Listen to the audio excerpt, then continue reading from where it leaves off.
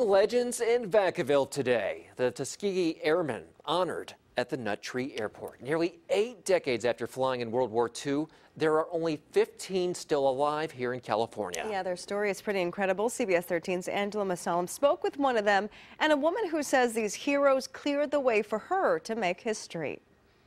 The Tuskegee Airmen were an inspiration to the black community during and after World War II. In fact, their legacy inspired one woman to join the Air Force.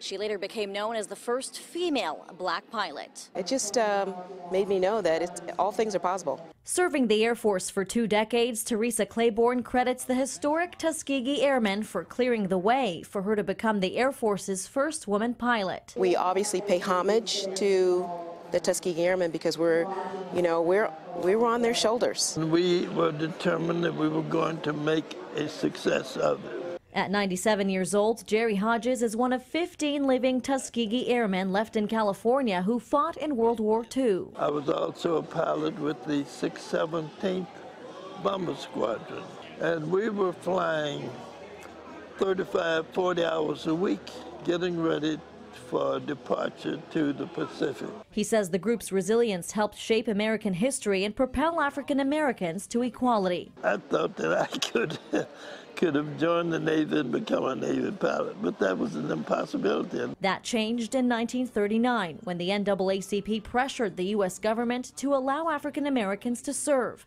The movement launched the Tuskegee Airmen pilot program. Hodges and his comrades paved the way for black civil rights, inspiring Dr. Martin Luther King to push his activism in the 1960s. We were awarded the Congressional Gold Medal in 2007 by President Bush, which is the highest award and civilian award you can get. The Tuskegee Airmen were honored Sunday at the first West Coast Air Show in Vacaville. Although Hodges was the only airman who could attend, the presence of the very first Tuskegee Airman, George Spanky Roberts, was felt all around. His message still ringing in Claiborne's ear. No matter how bumpy it is down here, when you get above the clouds, it's clear. And he's right. The goal of today's air show is to give the last surviving airmen a chance to share their story.